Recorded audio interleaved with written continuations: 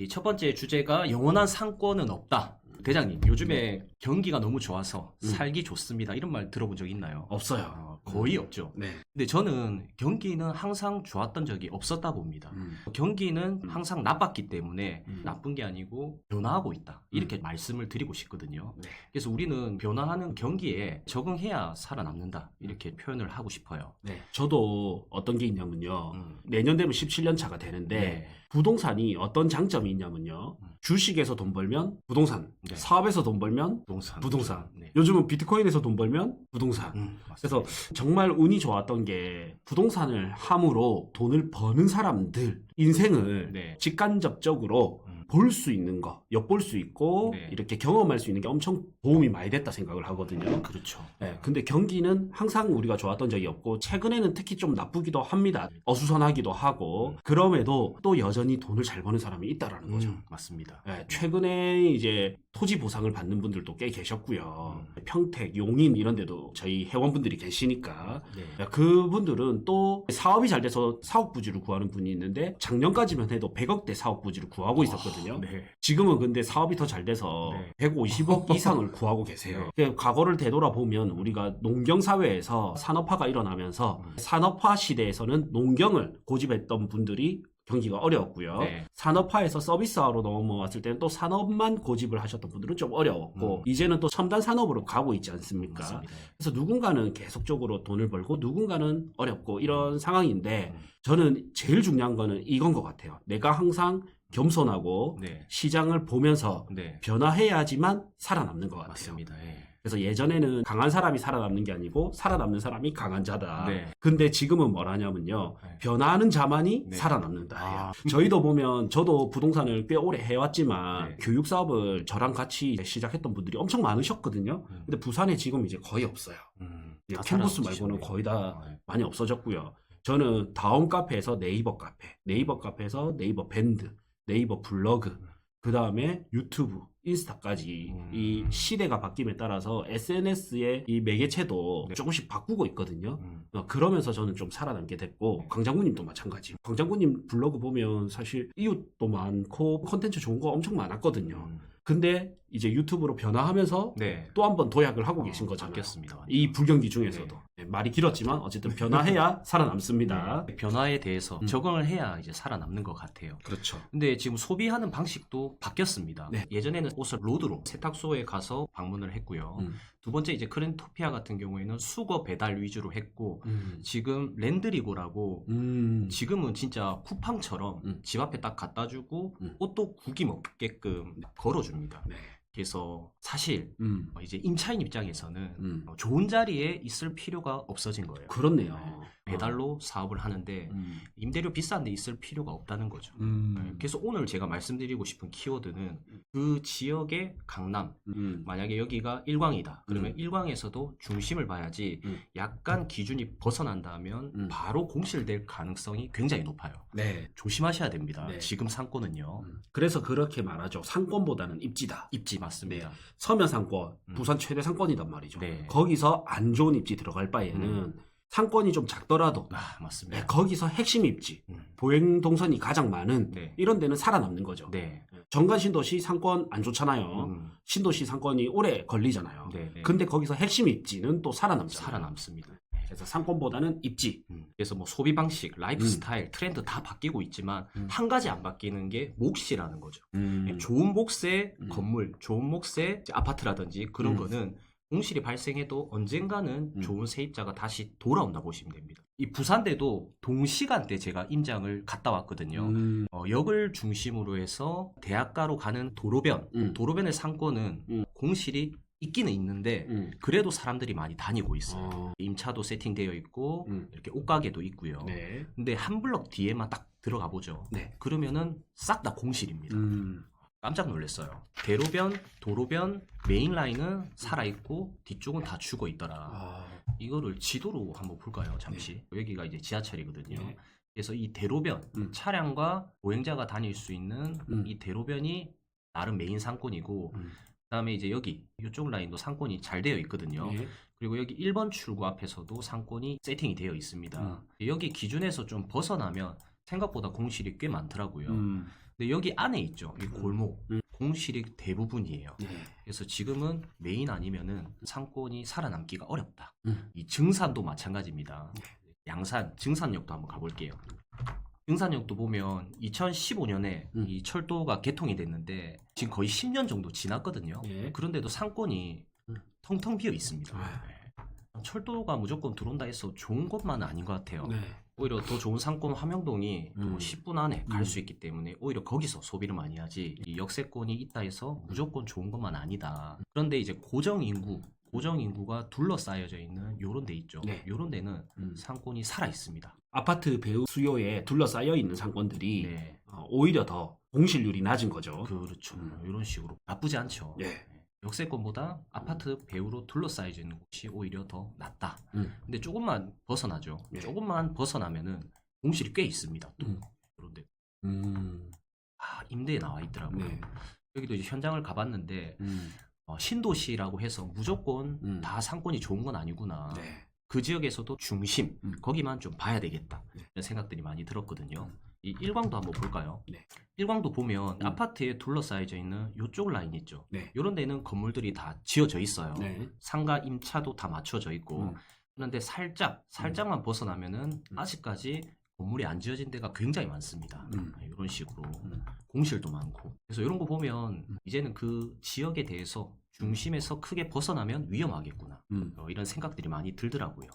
예, 그런 근거적 데이터도 보면 네. 이 우리가 울릉도로 가보면 상권이 항구마을 앞에 모텔촌이라든지 식당이 몰려 있거든요.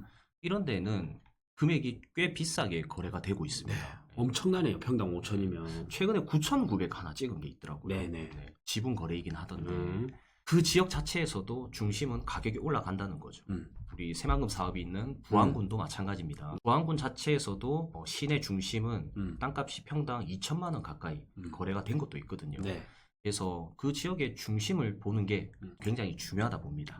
왜냐하면 상권은 변화하고 있기 때문에 경기가 절대 나쁜 게 아닙니다. 우리 모텔 같은 경우도 마찬가지예요.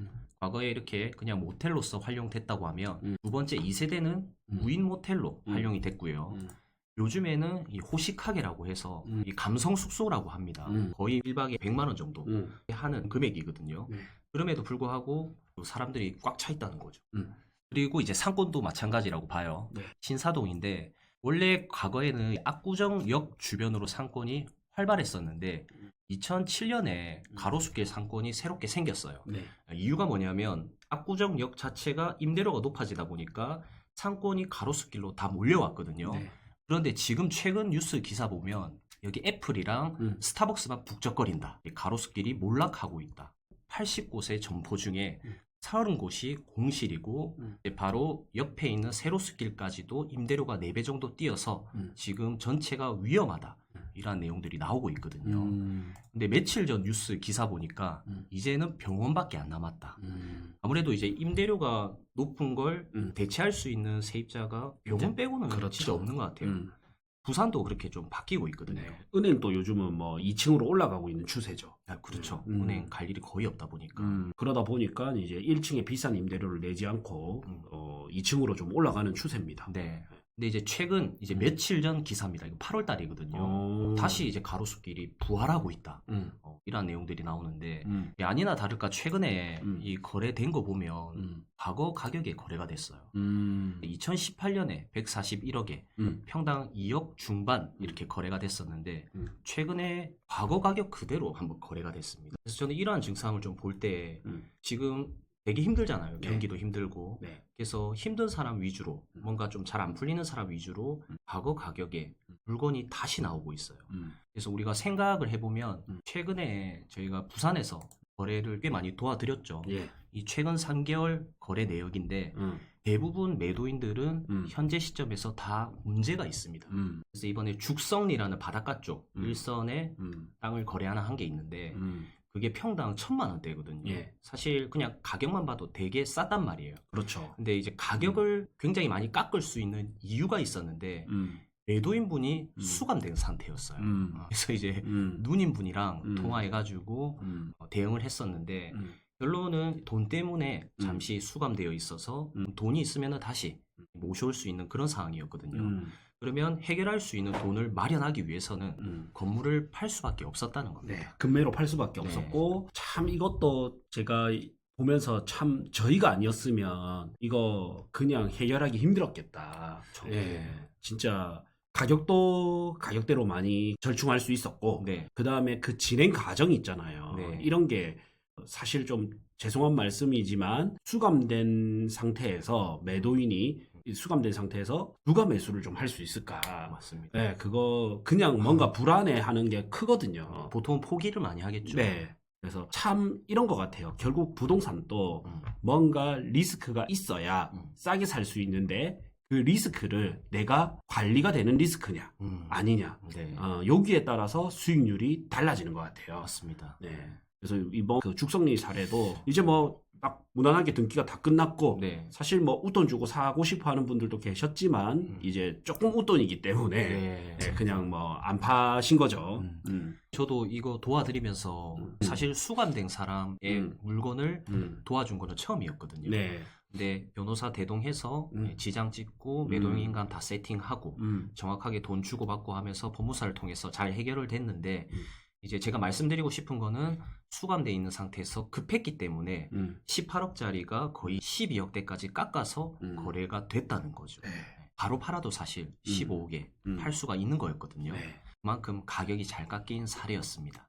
그리고 또 뭐 특징이 있는 게 이번에 수영 쪽에 하나 사실 이분은 건설 회사를 운영 중에 있어요. 근데 건설 회사를 운영 중에 있었는데 왜 싸게 건물을 팔았냐면 본인이 그 땅을 여러 개 들고 있었는데 아파트를 지으려고 하는데 지금 PF 대출 안 나오거든요. 네. 되게 힘든 상황에서 갑자기 20년 운영했던 건설 회사에 세무조사가 들어온 거예요. 매도인 입장에서는 너무 힘들 거 아닙니까? 네. 돈도 많이 내야 되는 상황이고 그렇죠. PF 안 나오니까 대출 이자는 나가고 있고 네. 그러니까 땅을 싸게 던질 수밖에 없었던 거죠. 그래서 상황이 이러한지라 가격이 굉장히 많이 깎였습니다. 네. 감정도 거의 70억 이상 나오는 걸 거의 최근에 80억 가까이 나왔죠. 80억 나왔어요. 아니요, 한 네, 78억 이렇게. 맞아요. 네, 78억, 79억 이 정도 감정. 근데 이제 60억대 초반에 샀으니까. 초반에 샀으니까. 굉장히 잘 산 거죠. 네. 그래서 이게 진짜 장점인 것 같아요. 토지나 건물 같은 경우에는 그 금매 폭이요 10% 20%가 아니고 30% 40% 금매도 예, 되니까 예. 이런 경기가 안 좋을 때 아파트는 보면 이제 10억짜리 아파트가 9억 5천이면 되게 금매거든요. 네네. 근데 이게 똑같은 10억짜리라도 뭐 우리가 감정가를 보면 이게 비싸다 안 비싸다는 어느 정도 알 수는 있잖아요. 물론 개발지 땅은 좀 이제 감정가랑 안 맞지만 네. 예, 도심의 이제 상가는 어느 정도 감정가랑 비교를 해볼 수 있거든요. 근데 저는 이제 오랜 시간을 있으면서 많이 봐왔잖아요. 네네. 사실 경기가 되게 좋을 때는 어떠냐면요. 감정가 대비 거의 20% 정도 오버돼서 거래가 돼요. 그러니까 감정이 10억이면 12억에서 30%까지 13억 이렇게 경기가 거래가 좋을 많이 때. 돼. 그리고 좋은 입지니까. 굉장히 비싸게 그러면 사는 게 되는 거다 맞죠? 감정가가 그만큼 안 맞춰주는 거죠. 맞춰주는 거예요. 감정가랑 시장의 시세랑은 다르니까. 근데 예를 들어서 점포동이 오르기 전 있죠. 네. 뭐 한 5년 전으로 돌아간다면 네. 거기가 감정가가 1,000만 원이라도 실제 거래되는 건 1,500일에 거래됐었다니까. 네, 발전 가능성이 계속 있으니까. 네. 요즘은 저도 이제 불경기 때만 이런 현상이 나타나는데 최근 불경기는 정말 확실히 부동산 거래에 더 옥죄고 있구나. 그래서 감정가보다 이렇게 뭐 10억, 20억을 좀 싸게 사는 게 엄청난 것 같고요. 네. 또 10억짜리는 수요가 많거든요. 맞습니다. 예. 꼬마 빌딩에서 수요가 제일 많은 게 5억에서 10억대잖아요. 네. 그래서 이제 내 돈 5억에서 10억대다 보니까 실제 매가는 10억에서 15억대 꼬마 빌딩이 제일 인기가 좋아요. 네. 그러다 보니까 그것도 감정가보다는 조금 비싸게 거래가 되는 편인데 왜냐면 물건은 한정적인데 수요는 많으니까.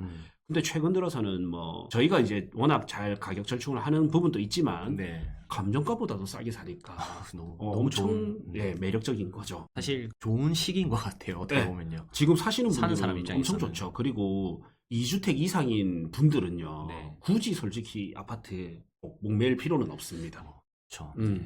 강정구님 작년에 올해죠. 음. 거래했던 것 중에 작았던 물건들이 그런 상업 것도 지역인데 3억 9천 정도 하는 것도 있었고 네네. 거제리 8억짜리도 쪽에 있었고. 거제리면 부산에서는 그래도 내륙에서는 A급지에 속하잖아요. 네네. 거제동하고 사직동 요 라인들이. 예. 근데 거기서도 매가가 얼마였죠? 2억? 2억 4천짜리 네, 있었어요. 2억 4천에 월세 나오는 것도 있었고. 그래서 참 관심을 내가 가지냐 못 가지냐의 차이인 것 같습니다. 상황을 잘 알고 있어야 됩니다. 이러한 상황일 때 가격이 싸게 나온다. 가격을 좀 깎을 수 있다. 이걸 좀 시청자분들께 제가 전달드리고 싶거든요. 네. 해운대 이거는 저희가 도와드린 건 아닌데 도와드리다가 약간 실패된 건데 이거 같은 경우에는 매도인이 서울분이었거든요. 네.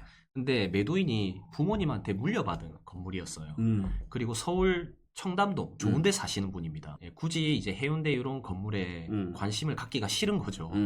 그리고 관리도 안 되고 네. 그다음에 특이한 게 2층부터 3층까지가 내부 계단으로 올라갈 수 있는 그런 구조로 되어 있었거든요. 예. 사실 그 돈 조금만 보태서 수리하면 되는 부분인데 그것 때문에 지금 공실이 장기간 지속되다 보니까 귀찮아서 판 사례도 있었습니다. 네. 거의 3개월 이상에 걸쳐서 그 가격을 많이 깎았는데 결국에는 조금 다른 쪽에서 거래가 되긴 했죠. 네, 좀 아쉽긴 한데 그래도 뭐 사신 분은 굉장히 축하할 일이고요. 네. 그다음에 이제 고령이신 분들도 꽤 많았습니다. 제가 이제 그 한 2건 정도는 죄송한 말씀이시지만 이 몸을 가누기가 좀 힘들 정도로 뭐 90세, 네. 뭐 이렇게 90대 분 이런 네, 분들을 그렇게 해서 좀 이 우리 필기 적을 때도 대신 손을 잡아서 막 적어줄 정도로 되게 힘들어하셨던 분들이에요. 이제 재산 정리 차원에서 이렇게 좀 매도를 하는데 가격이 잘 깎인 사례가 있고요. 네. 왜 그러냐면 90세 정도 되시니까 고령이시니까 뭐냐면 이 부동산 물건을 30년, 40년, 50년 보유하신 분이 있어. 그러면 그 50년 동안 얼마나 많이 가격이 올랐어요. 많이 올랐죠. 이제 현 시세 대비 싸게 팔더라도 그분들은 시세 차익이 충분하기 때문에 이제 싸게 파신 거죠. 네. 네, 그동안 또 사업이든 뭐 임대료든 잘 네. 해왔었고 하니까 그냥 이제 요새 경기 안 좋은 것도 알고 좀 네. 싸게라도 팔아서 그냥 빨리 현금화 시켜서 네. 뭐 이거를 재산을 이제 그렇죠. 좀 쓰고 네. 또 정리도 하고 이러려고 하셨던 거죠. 네. 잔금 때 평일이었는데 이제 각 서울에 지방에 있는 자녀분들이 다 오셔서 뒤에 쫙 둘러싸여서 네. 보고 계시더라고요. 아무튼 이제 잔금 받고 나눠 가지려고 그렇죠. 오시지 않았나 네. 이런 좀 생각이 들었고요. 그 다음에 이제 특징 있는 사례가 사업 확장인데 우리가 이제 코로나 전에 코로나가 시작되면서 사실 돈이 풀리면서 금리도 낮춰지고 우리가 투자나 이런 것들을 공격적으로 한 사람들이 굉장히 많았거든요. 네. 예, 그분들 중에서 장사하시는 분이었는데 이분이 이제 여러 개 건물을 동시에 산 거예요. 근데 이제 지금 코로나가 장기화되면서 장사도 좀 잘 안 되고 금리도 올라갔잖아요. 네. 그래서 힘들어서 던지는 사례가 있었고요. 요거는 좀 특징이 굉장히 강한데 은퇴하신 분인데 와이프분께서 또 장사를 하고 계세요. 근데 장사가 잘 안 되는 거죠. 남편 은퇴도 했고 혹시나 공실이 나면 들어오는 돈이 없는데 두려움 때문에 좀 싸게 매도한 사례도 있었습니다. 그러면 이제 요것만 거꾸로 하면 내가 상가 건물을 싸게 던질 일은 잘 없겠네. 반대로 보면 그렇네요. 우리가 반대로 없으니까. 싸게 가격을 잘 깎을 수 있었던 이유가 이런 이유들인데 그러면 내가 반대로 건물주 입장에서는 이 부분들만 조심하면 네, 좀 위기를 많이 넘길 수 있겠네요. 맞습니다. 최근에 이제 남천동 쪽도 막 하고 있는 게 있는데 그분은 뭐 돈이 많다 보니까 가격도 안 깎아주려고 뭐 명도도 알아서 하든지 그렇죠. 전화도 잘 안 받고 네, 배짱이죠. 네. 네, 이쪽에 안 속하는 거지. 네. 뭐 양산인데 온나 어린이집 되게 크게 하고 계시고 돈이 여유가 있는 것 같아요. 네. 그러니까 말이 잘 안 통합니다. 그래서 물건 작업도 사실 이 시점에 하면 저는 제일 좋다 봅니다. 이유는 이제 이러한 사유가 많이 일어나고 있는 시점이기 때문에 네.